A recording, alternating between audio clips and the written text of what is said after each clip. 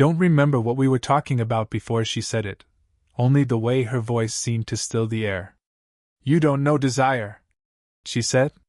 Not unkindly. Not teasing. Just sure. The words hung between us like the faint steam rising from the mug in her hands. She was standing by the window then, light filtering through pale curtains, brushing across her shoulder. Her blouse caught it just enough to turn soft white into something warmer, something alive. I don't think she meant for it to feel like a challenge, but my heartbeat took it that way. She turned her head slightly, meeting my eyes. You think wanting someone is the same thing as knowing what they need, she said. I tried to answer, but the words tangled somewhere behind my tongue. There was something about her, the way stillness looked different on her body. She wasn't frozen, she was composed. Every movement she made had history in it, as if she'd learned not to rush through silence. I was 20-something, all edges and impulse. She was mid-40s, calm and deliberate, her presence drawing me in without effort. The clock on the kitchen wall ticked, too loud for such a small space. Maybe I don't, I said quietly. But I'm willing to learn. Her mouth curved, not quite a smile. Something smaller, more complicated. She placed her mug down slowly, the sound of porcelain on wood sounding sharper than it should. Then she stepped closer, her perfume, something faintly floral and dry, finding the air between us. I could feel it even when I tried not to breathe too deeply. You shouldn't say things like that, she said. Why not? Because sometimes people mean them. The distance between us was a single heartbeat, but neither of us crossed it. I could see the tiny scar near her wrist, the faint tremor in her hand when she brushed her hair back. Little human imperfections that made her seem more real than anyone I'd known.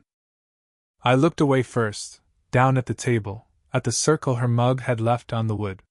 My throat felt dry, and I reached for my glass just to do something with my hands. She watched me, and for a moment, I felt younger than I was. Not by years, but by understanding. Tell me something, I said. What? Why do you sound like you already know how this ends? Her eyes softened, the kind of softness that hurts. Because I've lived through it before. She said it simply, like stating a weather report. Still, it landed somewhere deep. Outside, a car passed by, tires sighing against wet pavement. The scent of rain drifted in through the half-open window. She crossed her arms, half turning toward it, her expression unreadable. I shouldn't have said that, she murmured. I'm glad you did. She looked at me again, really looked, and for a second, I thought she might step closer. Instead, she just studied me, like she was weighing whether to let something happen or to save us both the trouble. The silence grew thick, the kind that pulls at your pulse. I didn't move. Neither did she.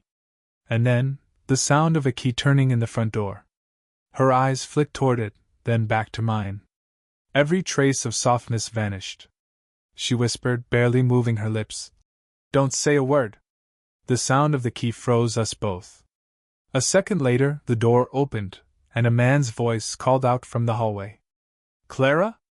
She exhaled, too quietly for him to hear.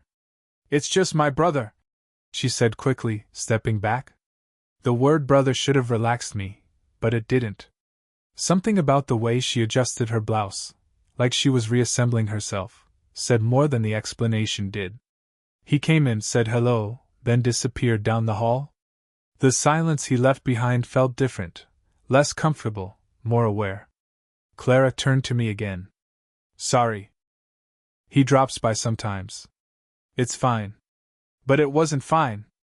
The air between us was still humming with everything we didn't say. She leaned against the counter, arms crossed, pretending to focus on something outside the window. You shouldn't look at me like that, she said softly. How do I look at you? Like you're trying to find an opening. Maybe I am. Her laugh was quiet, but it cracked around the edges. You remind me of someone I used to know. He looked at me like that too. Until he stopped. I wanted to ask what happened, but the heaviness in her tone told me not to. Instead, I watched her trace the rim of her glass with one finger, slow, circular, distracted. She wasn't showing off, She was remembering. Were you close? I asked. She nodded once. Too close. For too long. What happened? She hesitated, then said. He realized I was older than his courage. For a moment, neither of us breathed. I thought about what that meant. How many times she must have been left standing in a room like this, light fading, words unsaid. The kind of loneliness that doesn't come from being alone, but from being seen and then looked away from. Maybe he was stupid, I said. She tilted her head. Or maybe he was smart enough to know what he couldn't handle. I took a step closer. Not enough to touch, but enough to make it impossible to pretend we weren't aware of each other. She didn't move back.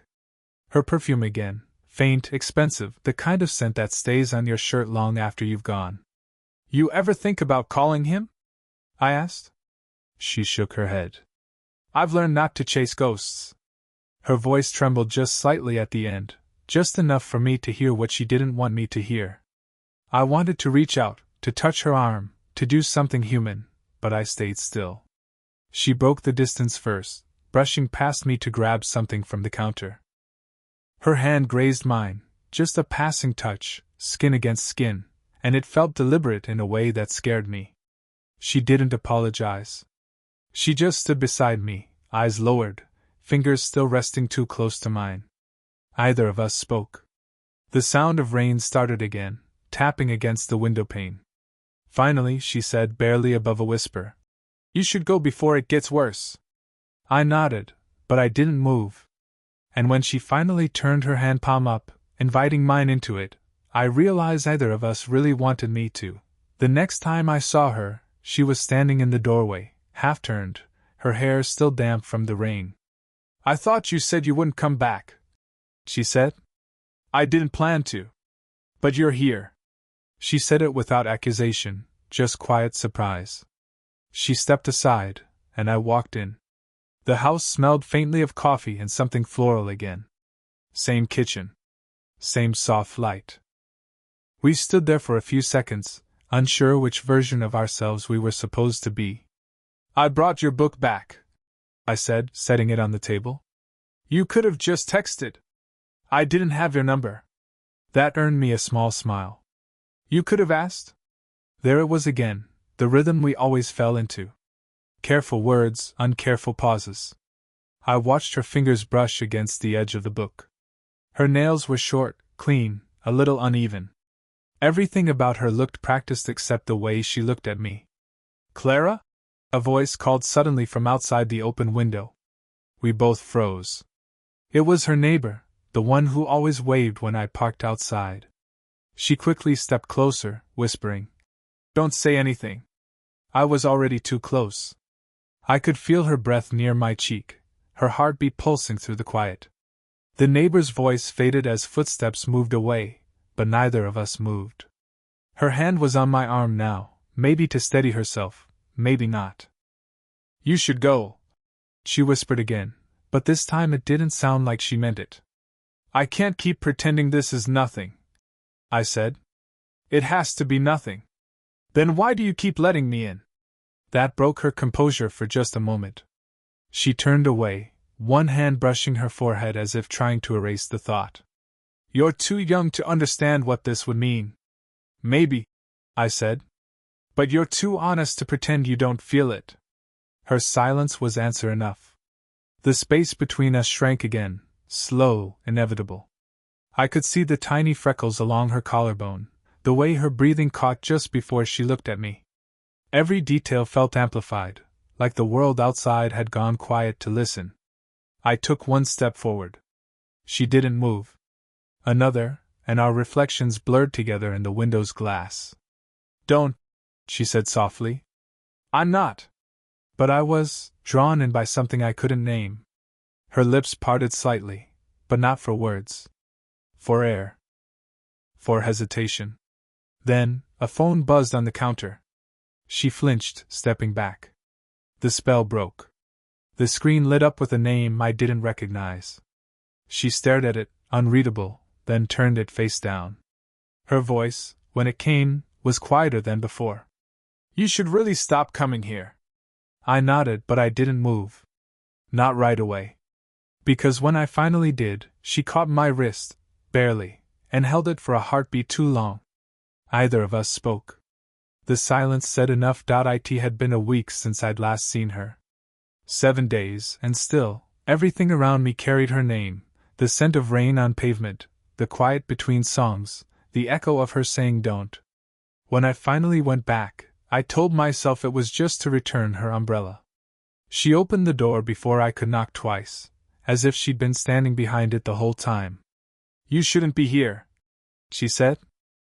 "I know. Then why are you?" "I don't know how not to be."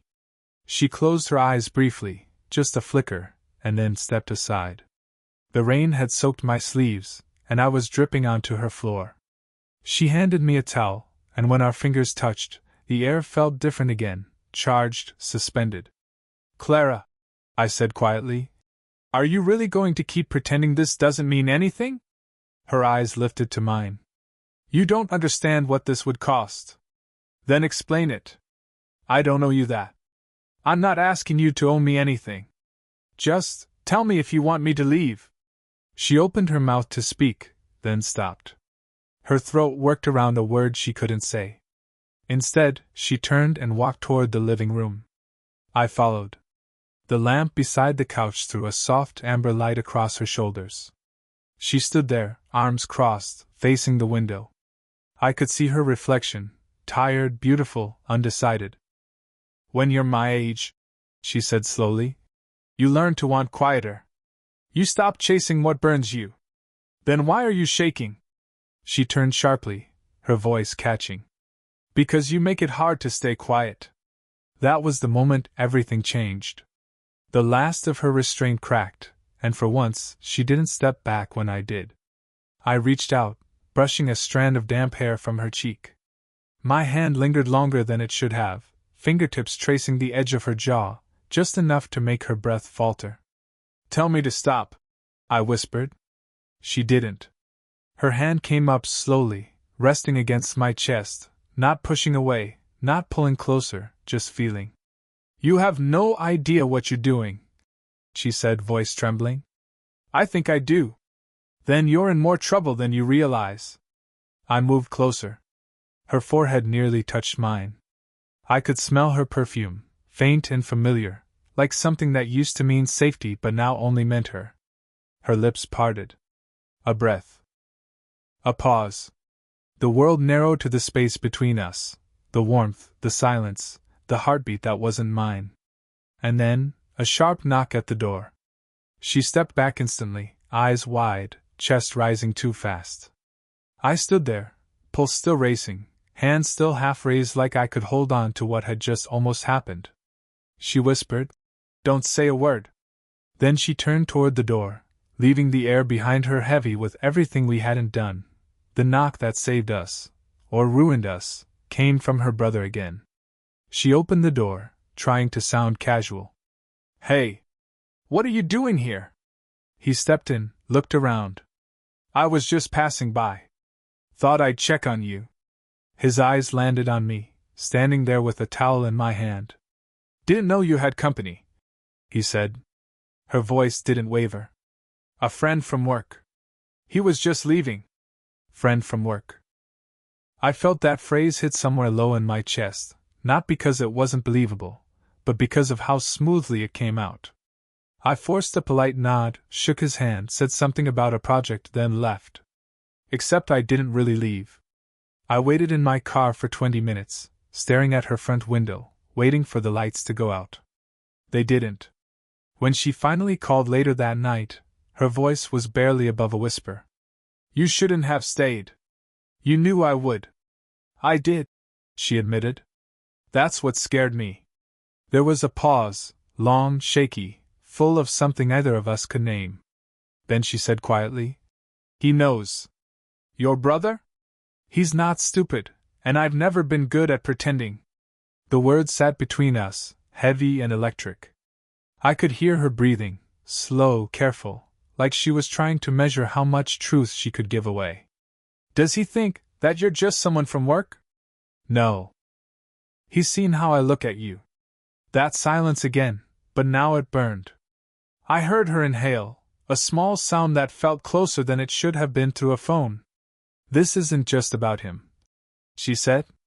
"I lied to you." I sat up straight. "About what?"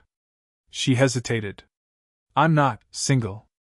The words hit harder than I expected, like the room around me had suddenly lost all its air. "I should have told you," she interrupted. "It's complicated. It's been over for a long time, but it's not gone. Not on paper." I didn't answer right away. My pulse was loud in my ears. "Say something," she whispered. "I don't know what to say." I managed. "Except that you still let me touch you." The silence that followed wasn't denial. It was confession. "I shouldn't have," she said softly. "But you make it hard to remember who I'm supposed to be." A car passed by outside her window. I imagined her standing there, watching headlights sweep across the walls, hand pressed to the glass like she was holding back a storm. "When can I see you?" I asked. "You can't." "I already am." A breath caught in her throat. "If we keep doing this, someone's going to get hurt." "Maybe that's already happened." Her voice trembled. "Tomorrow. After work. Don't come to the house."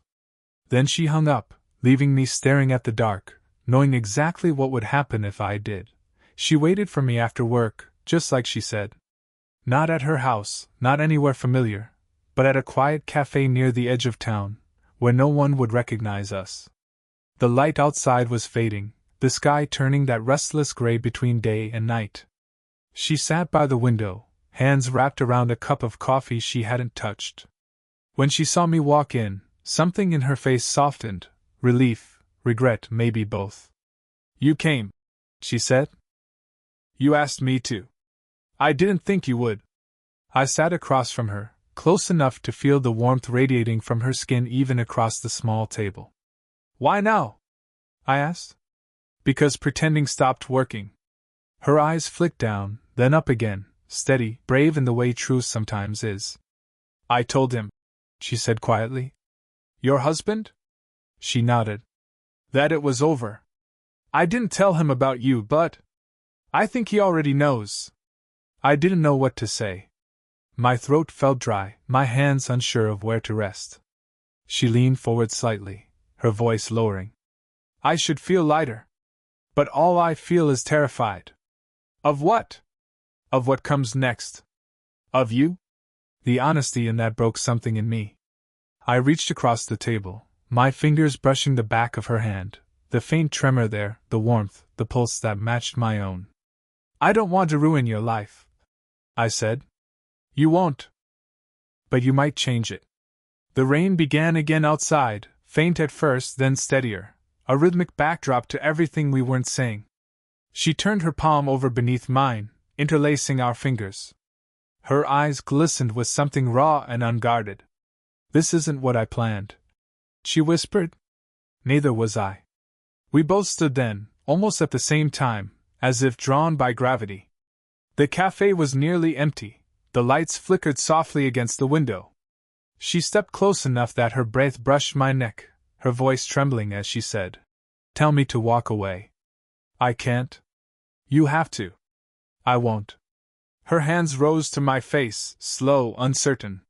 She traced my jaw with her fingertips, memorizing it like she knew this might be the last time. "Clara," I breathed. She looked up at me, eyes full of something that wasn't just desire, it was surrender, fear, and relief all tangled together. "If this happens," she whispered, "there's no going back." "I know." The world shrank to the space between us, the sound of rain, the trembling of her hand, the faint scent of coffee and her perfume. And just before our lips met, before everything could break, she pulled back. Her forehead rested against mine, breath uneven. "Now you know," she said. "That's what desire feels like." We stood there, eyes closed, both of us understanding exactly what we'd chosen, and what we hadn't doubted had been 3 days since the cafe. 3 days since she said those words, "Now you know." And somehow, everything in the world felt quieter since then. I hadn't called. Neither had she. But the silence didn't feel empty. It felt like a pause between heartbeats, waiting for something to finish unfolding. When she finally texted, it was simple: come over. No time. No explanation. Just that. I almost didn't go. But I did. The door was already unlocked when I arrived. The lights were low, the room dim except for the lamp near the window. She was sitting on the couch, hair tied back loosely, wearing one of those soft sweaters that look like it had a history. For the first time, she looked lighter. Not younger, just unburdened. "I thought you might not come," she said. "I wasn't sure you wanted me to." "I wasn't sure either." She gestured for me to sit beside her. When I did, the cushion dipped, our knees brushed, a small, accidental thing that neither of us tried to fix. "I ended it," she said quietly. "Completely this time." "With him?" She nodded. "He already knew it was gone. We were just pretending not to notice." I watched her hands as she spoke, open, unguarded now. No more trembling. "So what now?" I asked. She turned to me, eyes steady. "Now I stop being afraid of what people will think. Of what I'll lose. I'm too old to keep living halfway." Her honesty hit harder than any declaration could have. I smiled faintly. "You sound sure." "I'm not. But I want to be." She reached for my hand then, fingers slipping between mine. The warmth of her touch was slow, deliberate, the kind of touch that says I'm here. For a long moment, we didn't talk.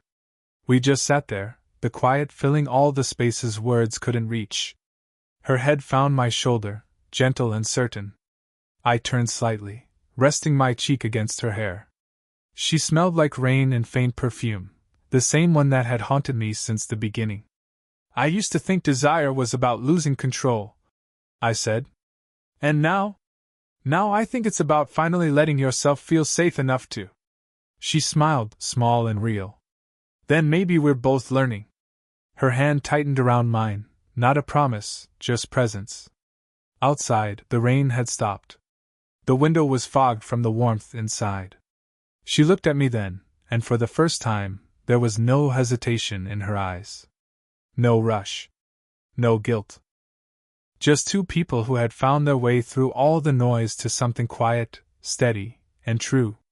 I brushed a strand of hair from her face, and she leaned into the touch, soft, certain. No words this time. Just breath, warmth, and closeness that felt like an answer. Maybe it wasn't perfect. Maybe it wasn't meant to be. But it was ours. And for that moment, that was enough.